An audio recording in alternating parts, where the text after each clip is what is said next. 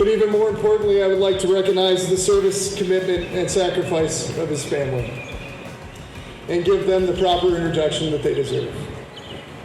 As my wife so gracefully informed me when I was trying to cancel my own retirement ceremony, these ceremonies are not for us, but they are for our families and for those with whom we serve. So with that, I will start by recognizing Kate Barnett.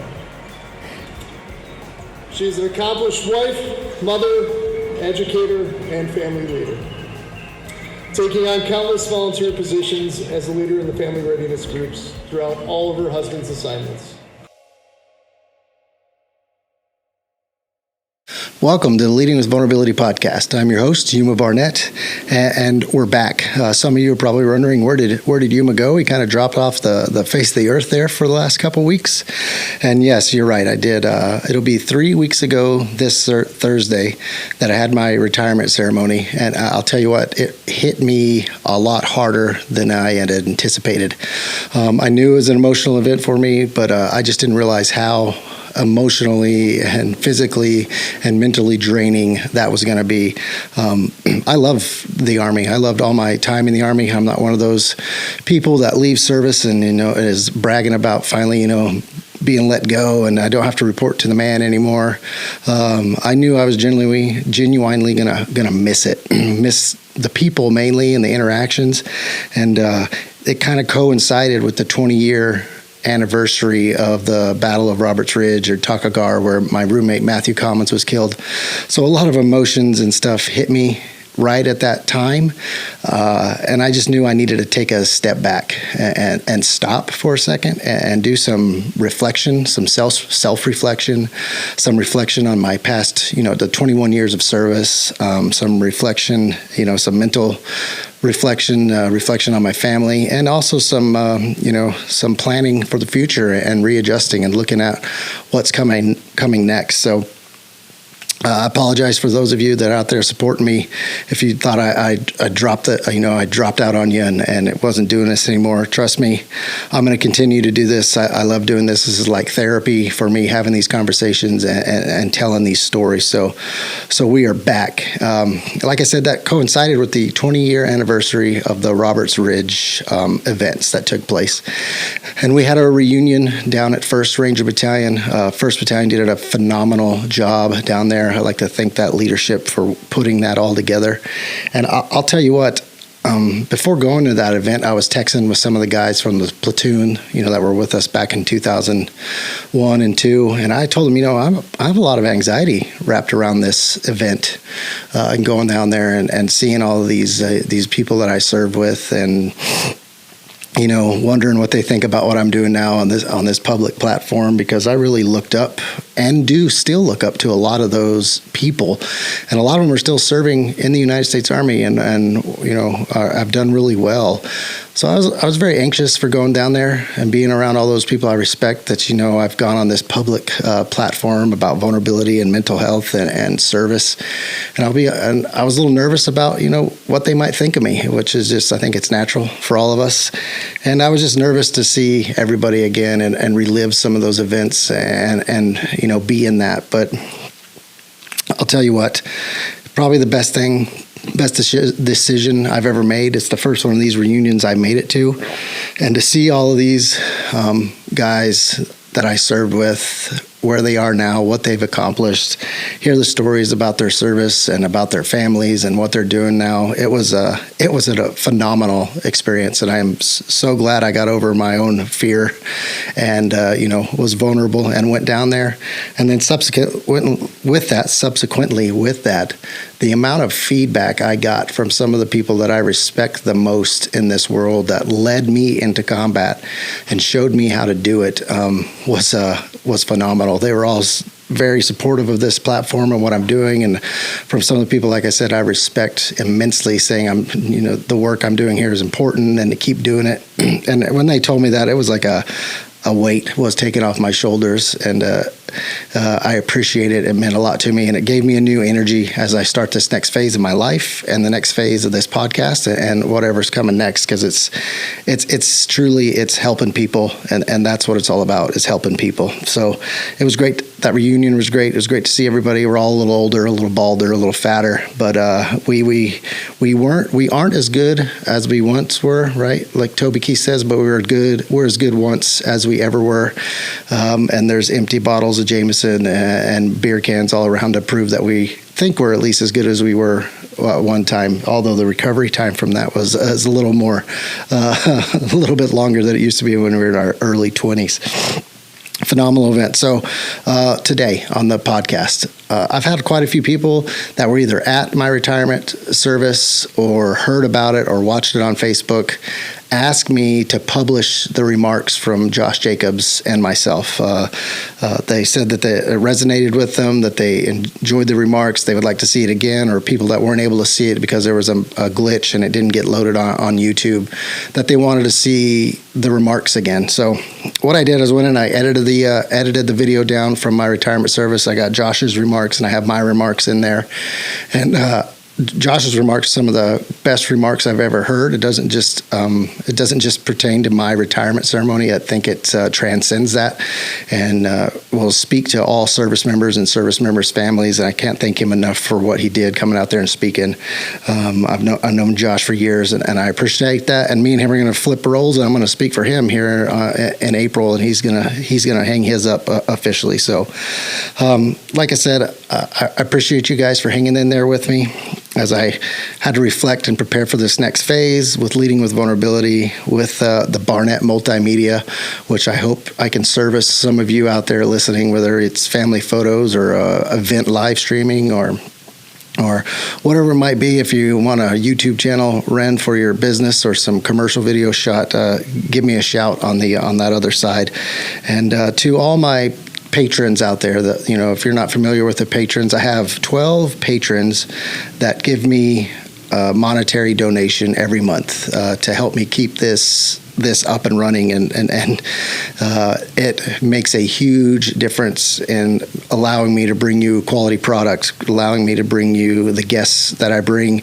And if you want to get involved with Leading with Vulnerability, I still have plenty of coffee mugs to give out. I have Leading with Vulnerability t-shirts that go out when you first become a patron, and you don't have to commit for a long time, just a couple of months, and you'll get a gift out of it. And then every year, the patrons that I retain, I'll give them a new gift, and this year's gift is pretty unique and pretty cool, I think, and I'll be announcing that here in the next couple of weeks and start getting those out to you all. So I can't thank you patrons enough. It makes a huge difference. I can't thank you enough for those of you that listened. It makes a huge difference.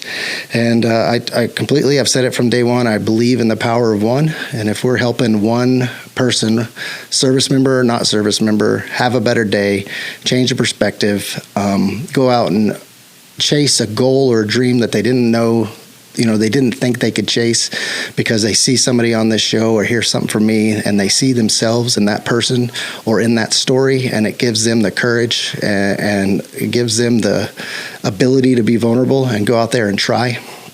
It's completely and totally worth it. So thanks again for listening and your support.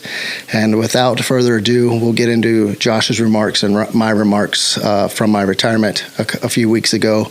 I hope you enjoy it. I apologize. The audio's a little off. It was outside. There was pretty windy. I cleaned it up the best I could in my editing software, so hopefully you can at least hear it a little bit better than it was on the live stream, and then it'll be a little better time-wise because I cut out some of the fluff that was in that ceremony. So again, thanks for your support. Thanks for everything. God bless you all. Take care, and here we go. I can't wait to see you guys in the future. So I received a text at 8 o'clock this morning from Yuma Barnett. It said, nothing like today. Last day he'll serve in the United States Army, right? And I said to myself, oh God, it's today. I needed to throw on this uniform, which I luckily squeezed into, found a few bar napkins from the last Ranger ball that we had attended together, and I was able to do one of the hardest tasks that I had to do in my life, and that's try and summarize the 20-year career of one of the greatest men I've ever known. And it goes something like this. Distinguished guests, family and friends, I welcome you here today to honor the service, commitment, and sacrifice of one Master Sergeant Yuma Barnett. But even more importantly, I would like to recognize the service, commitment, and sacrifice of his family and give them the proper introduction that they deserve. As my wife so gracefully informed me when I was trying to cancel my own retirement ceremony, these ceremonies are not for us, but they are for our families and for those with whom we serve. So with that, I will start by recognizing Kate Barnett. She is an accomplished wife, mother, educator, and family leader, taking on countless volunteer positions as a leader in the family readiness groups throughout all of her husband's assignments in the United States Army. These positions are significant to all military units, and because they are the ones who are left behind to guide the community of military families through countless training cycles and deployments, helping families to cope with the births of children, significant illness, and sometimes death of immediate family members and extended family. At times, even having to guide other spouses through the severe injury or passing of their husbands. This is where the rubber meets the road. This is where the real strength of the regiment and the United States Army lies. They do the work that we cannot, without compensation and most times without any recognition. They provide their men with inspiration, comfort, and solace in times of great achievement and in great strife. They mother our children and develop them while we are away. They are the true heroes of our families. For me and the men of the 75th, Kate, we would like to give you our thank you and our appreciation for all that you have done for this organization, continue to do, and continue to do. Now let's talk about the kids. Let's talk about old Jackson over there. He could be described as a wiry fellow with great athletic ability and a passion for the unknown. I've spent many a weekend with Yuma, schooling both his son and mine in the ways of athletic sport. They have yet to defeat the old men on the field of battle, but I fear one day in the far, far, far, far off future, youth will overcome and they will take us. That brings me to Fallon, a brilliant, beautiful young lady with an amazing heart and a smile that can light up a room. She watches over the flock when Mom is away, only stepping out to inform her when things get out of control, which usually means that Jackson isn't listening. Then there's Darby. Oh, Darby. Quite the little spitfire. She'll be giving her father heart attacks for years to come. An adventurer at heart with a passion for the dramatic. And finally, Maverick. The name pretty much sums it up. If you've seen the commercial from Geico with the animal in the attic, sliding down the banister, playing the drum set, driving everyone crazy, that pretty much sums up who Maverick is. So again, Kate, thank you for raising these wonderful children and this amazing family. And to all of you, thank you for sharing your father with us for the last 20 years. It has been amazing. Now I'll turn my attention to the man of the hour, Yuma Barnett. 20 plus years of service in the United States Army, 16 combat deployments across Iraq, Afghanistan, and Syria. I put together some numbers using my own machine gun math between my career and his, trying to figure out exactly how to quantify this magnificent career. To my account, Yuma has conducted over 960 special operations raids against targets of national significance, resulting in the kill or capture of over 500 high-value targets. Hunting enemies of the United States of America with names like Saddam Hussein, Ayman al-Zawahiri, Abu Musab, Zarqawi, Osama bin Laden, and their associates. He participated in clearances of terrorist training camps, direct action raids, and hostage rescues. Yuma has been at the forefront of the war on terror for the last 20 years, always leading by example as the tip of his spear. Yuma has mentored and developed over 250 non-commissioned officers and influenced the development of at least another 100 commissioned officers. He's fired over 150,000 rounds of 5.56, 250,000 rounds of 5.56, and 7.62 machine guns between him and his men. Detonated hundreds of explosive charges, fired dozens of 84mm Carl Gustavs, or stood by the men doing it and directing them. Directed the employment of mortars, Apache gunships, AC-130s, F-16s, and HIMARS in combat and training with his men. He's led thousands of men and women into combat as a team leader, squad leader, platoon sergeant, and first sergeant. During his final combat deployment, he led an interagency task force of geographically separated teams across multiple provinces in Afghanistan, all while also managing a section of Rangers forward in Syria. After his last deployment, he assumed duties as the Operations Sergeant Major of the 3rd Ranger Battalion, supervising the training and deployment of 1,500 Rangers. After his time as Operations Sergeant Major, he was hand-selected by the regimental commander to serve as the Phalanx Program Director. The Phalanx Program is a holistic health and higher education program developed to keep our most valuable assets, our people, prepared for the rigors of combat and life after service. Yuma worked tirelessly to expand the program from health and education to career opportunities and professional development through corporate sponsorship. He yet again led the way, professionalizing the program and bringing it to the forefront of special operations, being recognized for such an accomplishment. Aside from Yuma's professional accomplishments in the Army, he has also created a podcast that speaks volumes to the current mental health crisis going on in America today. Using his stories and the stories of other service members and their wives to tell a tale of personal struggles and overcoming adversity. The podcast covers the importance of emotional intelligence and empathy that all of us should display in our lives. It dives into the deep fabric of our lives and gives us hope that we can all one day be a better version of ourselves. These are just some of the accomplishments of one human being. I think it's safe to say that about 95% of society have not accomplished or sacrificed what Yuma and Kate and the family have. Yuma, I personally have learned so much from you that my words cannot speak the volumes of gratitude that I have for you and your family. Instead, I will tell you that you've taught me to be a better ranger, a better leader, a better father, a better husband, a better friend, and a better teammate.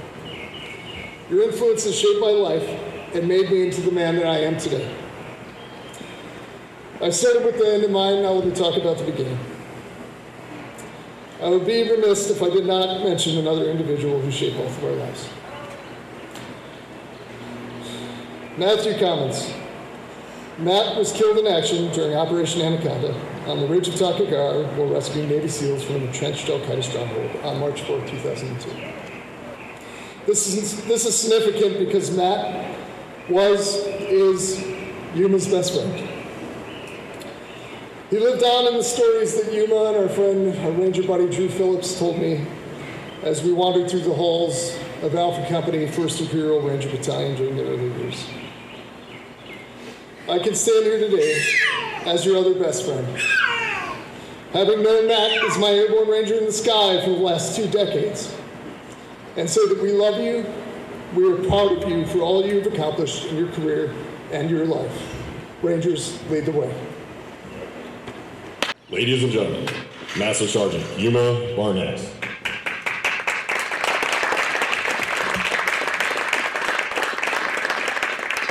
I'm going to do this. I'm going to get the thank yous out of the way first because it's the hardest part, and so I don't forget somebody, especially that lady right there. And I'll start with the Rangers.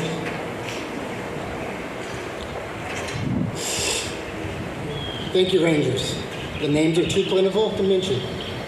Thank you for watching my back, pushing me, pulling me, making me laugh, shedding tears with me, paying my tab, driving me home, covering for me in formation, holding me accountable, running faster, training harder, and making me better. Thank you for letting me stand shoulder to shoulder with you in formation and in combat. Thank you for being my Ranger buddies. I owe you all a debt of gratitude. Kate's friends and family, Lee, Cameron, Dana, Mickey, Aaron, Adam, Claire, Ryan, Molly, Blake, Jennifer, all the kids. Thank you for being here. Thank you for being there for Kate and the kids. All the missed birthdays, the holidays, deployments, everything you have done for my family matters. More than you will ever know. The texts, the phone calls, the emails, the birthday gifts, the visits. I really appreciate it. Kate's sitting there thinking he just forgot to mention my dad. I promise I didn't. Dolores, you get your own line. It's hard to put into words everything you've done for us and me. Anytime you're in need, you're always there. From Savannah, Dahlonega, Australia, Columbus, you are the most reliable person I have ever met, and I cannot thank you enough. Now for my family. Dad, I hope you can watch this. And if you are, the work ethic I learned from watching you helped me be the Ranger I am today. I hope you're watching and doing well.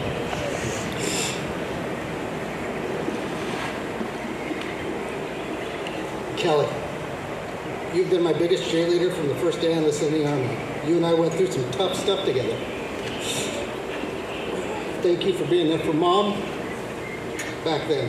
And thank you for your support to all service members over the years. You are a patriot.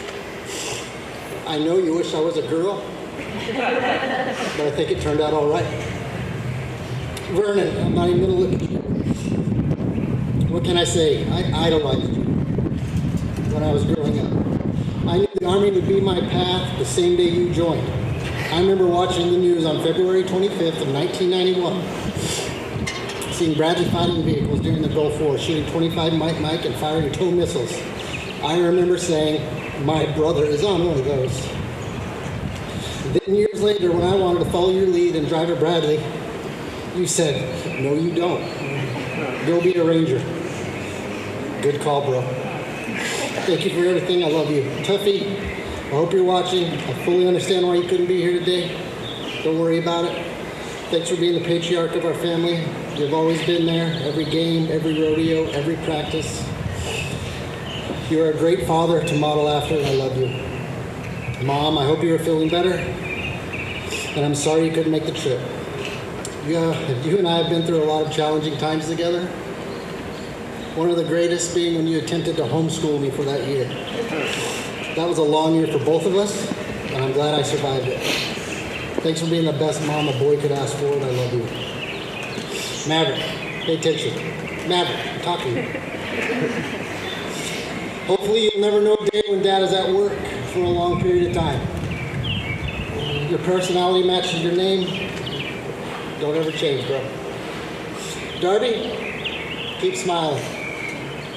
You are smart, beautiful, and a little too sneaky for your own good. You keep your mom and I on our toes. Keep being you, and stop growing. Fallon, little mama. You're always willing to help out. It doesn't matter if it's folding laundry or chopping wood. Sometimes I wonder if you're actually the one in charge of the house. I love how much you love life and find good things in everything and everyone. Jackson, my ride or die. You are as much my friend as you are my son. You are smart, funny, and starting to get a little too sarcastic for your own good. Son, thank you for holding down the fort for all those years I missed. Oh, God. Kate, what can I say? In April, we'll have been together for 20 years. And in many ways, you're still that sassy, quick-witted, scad chick I met at Cafe 606 years ago. I have watched you in awe as a college graduate, wife, mother, master's degree student, FRG leader, sister, and friend to many. You are perfect. You have sacrificed so much personal gain so you can provide love and support for your children, your husband, and your country. I knew I had nothing to worry about when I was overseas because I knew you had it taken care of back home. I love you more than you'll ever know. Now, with that out of the way, let's move on. I promise, what I'm about to tell you really happened. And there are people that can verify it. I struggled to find the words to describe and do justice to the last 20 years. Do I give my lessons learned? No. Nobody wants lessons learned from a retiree. Do I stop now while I'm ahead? No, it's not my style. What can I say that will do justice? In true Ranger fashion, I procrastinated finding the answer until yesterday, and when I started typing, a story came out. No matter how hard we try, when Rangers get together, we tell stories. We say we're not going to, but it happens. Training stories, Ranger school stories, basic training stories, war stories. Why do we do that? Because we know when we're together, that's the only time that somebody will truly understand what you've been through. Because nobody else knows what we have done. So we tell stories to remember. So today, as I stand in front of Rangers for the last time, I'm going to tell a story. A story about a kid from New Mexico, a kid who ran away from being a cowboy and ran to be an airborne ranger. War, not peace, produces virtue. War, not peace, urges vice. War and preparation for war call forth all that is noble and honorable men. He unites him with his brothers and binds them in selfless love. Love. Love is a simple but powerful word. I love the men and women whom I have served with. I love the families who have sacrificed so much. I love the Gold Star mothers, fathers, spouses, sons, daughters, who now only cling to a memory. I love the sound of an assault force getting ready in a ready room. I love the smell of CLP and the sound of Link 762 being backfed into an ammunition pouch. I love the loud peace that falls over the inside of an MH-47 flying to target. I love the sound of explosives opening a breach for an assault. And I love the sound of 5.56 and 7.62 weapons engaging the enemies of our country. I love the 75th Ranger Regiment. I knew this place from the moment I first stepped through the heavy metal doors of 1276 West on Hunter Army Airfield. The orderly clerk delivered Private Matthew Commons and Private Yuma Barnett to Sergeant Rail, a team leader in 1st Platoon, Alpha Company, 1st Ranger Battalion. Sergeant Rail looked us both over closely. After a moment, he said, "I don't think you two are going to last very long. Do push-ups."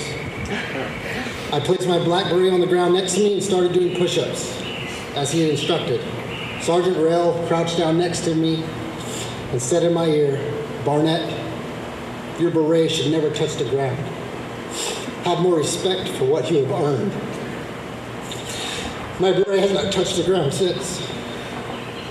Matthew and I were both assigned to 1st Squad, 1st Platoon, given a large binder called the Big Book of Knowledge, and told the platoon was in the field training, and we should memorize the book.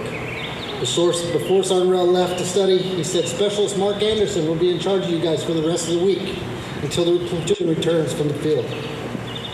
The following morning, Matthew and I met Specialist Anderson, or Big A, as some of us know him. Specialist Anderson escorted Matthew and me to the central issuing facility to receive our equipment, and we spent the next 10 plus hours on the floor of his barracks room tying down equipment. Big A, I remember it vividly, was sitting there playing a computer game, and he would look down occasionally with a critical eye at our tie downs and say, "Not good enough." Cut all of our tie downs and we would start again. Matthew and I loved our time at 1276 West. We named our room Studio 103. There was always a party in our room, so why not call it a studio? We trained hard, and the instruction came from some of the best leaders I'd ever met. Brad Cross, Josh Walker, Omar Vela, Ray DePauli, Totten Lancaster, and Chuck Pressburg, and many more. We were training hard for a war we never thought was going to come. But on the morning of September 11th, 2001, while Matthew and I packed our rucksacks to go to the field, our lives changed forever. In December, Alpha Company deployed to Bogwood. The deployment was cold and slow for the most part. However, the bonds we cultivated as a platoon still hold the platoon together today. When we returned from the deployment, without Sergeant Croce, without Specialist Anderson, and without Corporal Commons, 1276 West was never the same. The emptiness I felt when I stepped back into Studio 103 could only be matched by the emptiness I had in my heart. I filled that emptiness with Matt's spirit. Matt has been with me every day since. Every time I assumed a new duty position, I would find a solitary moment and I would say, look, Matt, look where we are. We are team leaders now. We are squad leaders now. We are platoon sergeants now. We are first sergeants now. Matt, look where we are now. I did what many Rangers have done in dealing with the loss of a Ranger. I Rangered on. I trained harder, completed Ranger school, and returned to 1st Platoon and became a team leader. My new squad leader was a guy named Quint Pospisil, or Pops, as most of us know. Pops and I had some great times together. The first one when he took me, or escorted me to the E5 promotion board.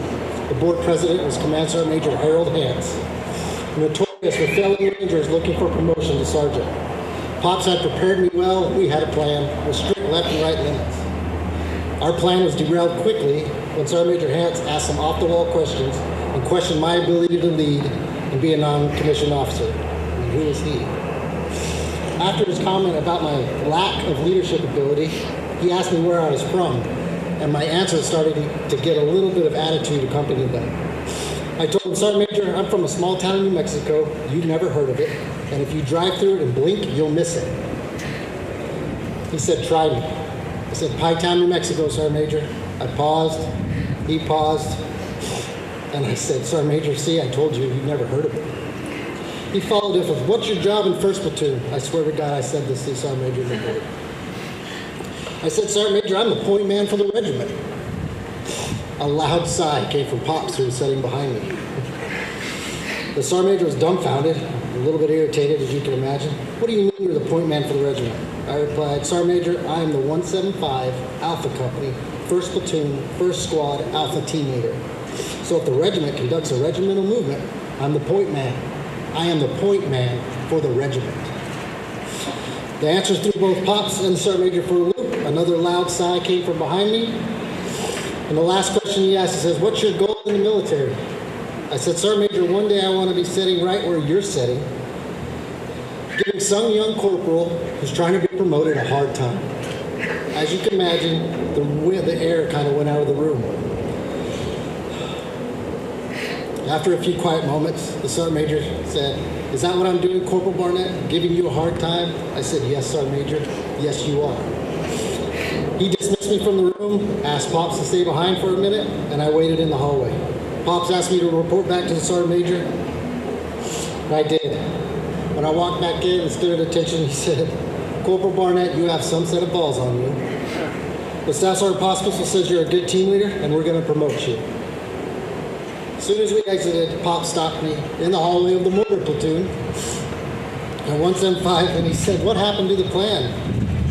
I said, he ticked me off, and I blacked out. Pop shook his head, and we went on our way. A few short weeks later, Pops and I found ourselves setting up tents in Saudi Arabia, preparing for an invasion of Iraq. Pops, Drew Phillips, and Ruben, and myself found ourselves driving all over Iraq for many of the following weeks. The Iraq invasion is the reason I hate driving today. At one point, after driving for over 24 hours, the convoy came to a halt. Everybody in my truck fell asleep, including me, and the battalion commander's vehicle was right behind me. He pulled up beside me, yelled, hey Ranger, do you plan on following the convoy? Tired and out of it, I looked at him and maybe for the only time in my life said, hoo-ah, gave him a thumbs up and caught up to the convoy. A few months after returning from Iraq, Pops and I found ourselves on the back of an MH-47 taking us to the Cantiwa Valley, somewhere in the Afghanistan mountains. Packed light, they said. You'll only be there for 3 to 5 days, they said. 4 45 cold, smelly days later on Christmas morning, we left that valley. The stores of Cantillo are too plentiful to share, but I wouldn't trade the experience for anything. The stories, deployments, and places all start to run together. There's a trip to Al Assad where I found myself straddling an IED. The pressure plate of an IED, I remember looking to my left, down the embankment of the road, and seeing the top of an artillery round with a wire running to a pressure plate that I was now straddling. The mission in Wardak, when Sergeant Bays saved my life and the lives of my squad when an insurgent came out of a building behind my squad as we moved past, his AK-47 only feet from the back of my head. Sergeant Bays, an accomplished MMA fighter, handled the problem with his bare hands. Objective Longstreet, 24 below zero, thigh-deep snow for a 6K offset. Pat Davis, my Alpha team leader, and I invested in civilian boots before the trip. We watched as the soles of the other Rangers' boots froze, and they struggled to keep their footing on snow-packed roads. I feel bad saying this, but Pat and I have never laughed so hard watching the assault force fall down for the next 3 hours of the walk. I counted Major Klepper's RTO fall 36 times before I stopped counting. During the walk, we had to evacuate a member of the assault force because of the cold temperatures. Major Klepper and I stood in thigh-deep snow and talked. He asked me, "What do you think, Sergeant Barnett? Should we keep going?" I looked my commander in the eye and replied with the only thing that came to mind. Fight on to the Ranger objective. Complete the mission, though I be the lone survivor. Some of you are probably thinking there's no way you said that. I swear, that's exactly what I said to Major Klepper at the time, and we moved on. When I was a weapons squad leader, I was supposed to be the convoy commander for the deployment, but a few weeks before, Lance Vogler and his motor team took the job. Mosul was probably the most fun I ever had. Where's Deacon? I got to go anywhere on the objective I wanted to and do whatever I wanted with my senior gunner, Mike Hargrave, usually in tow. We did some wild and stupid things. Climbing walls, roofs, blowing charges, having fun, being Rangers. One night near the end of the rotation, Hargrave, Teakin, Chris Allen, and I found ourselves in a tight spot. While Hargrave and I were sitting in our overwatch position near the target, we heard the very distinct sound of suppressed sniper fire. All of you here know that sound. Jordan Whitlow and his spotter were in a fight, and Hargrave and I wanted in on it, and so did Chris, which should surprise none of you didn't know Chris. I identified the enemy location. They were on a rooftop adjacent to the snipers, and they were engaging the snipers with small arms fire. Hargrave started suppressing the rooftop while Chris and I tucked into the doorway for cover. Chris and I came up with a plan of attack. I would dash across the courtyard, use the adjacent courtyard closest to the enemy as cover, and toss a grenade on the roof. I prepped my grenade. Chris and Hargrave started suppressing, and I started my run across the courtyard. About halfway across, enemy gunfire rained down just in front of me. I made a quick about face and retreated back to the safety of Chris in the doorway. Chris's eyes were as wide as dinner plates. He said, "Are you hit?" I felt around. I said, "No, I think I'm good." Then Chris starts laughing. Because sometimes you start laughing in a gunfight. It just happens. And he said to me, "You look like one of those characters from the cartoon standing there dancing around the gunfire." He goes, "You know, like Yosemite Sam." I too started laughing. And I said, "I think I'll throw my grenade from here." Chris and Hargrave suppressed again. And I don't know why I did it, but I stepped out and threw a grenade and yelled, "Semper Fi." And missed to the left. I prepped another grenade, stepped out, and this time I yelled, "Kobe." As a proud member of the Expert Infantry Batch community, I can say I earned my go on the second throw. Chris looked at me and said, "Did you just yell Semper Fi and Kobe when you threw the grenades?" I shrugged, said yes, and we both laughed. During the chaos, Hargrave had quit suppressing. He's off to the side yelling expletives at his assistant gunner and his gun, who Teakin had loaded the rounds upside down in his ammunition pouch and he couldn't get his gun going. So many stories. I could go on for hours. Nangarhar with Pat Bailey and his team, my last combat mission. Driving a Toyota Hilux, blacked out, 80 miles an hour with Captain Caraway. The stories are great and I cherish them all. But it's the names of those Rangers in the stories that matter. Names like Pops, Allen, Bailey, Roquet, Willard, Pichon, Caraway, Damshin, Hartung, Will, Carpenter, Kurleski, Pope, Johnson, Donaldson, Klepper, Jacobs, Schultz, Gross, Commons, Vogler, Anderson, Davis, Higgins, Thomas, Kubik, Tillman, and many more. When I started, I said I love the 75th Ranger Regiment, and I do. But I really love the people of the 75th. The people are what make the 75th Ranger Regiment special, and I will miss the people the most. I promise the most. It's funny how life works out. 22 years ago, I was in airborne school right over there. I was a country kid from Pie Town, New Mexico, a kid who wanted nothing with the country and was running it to any possibility of being a cowboy. I didn't want it.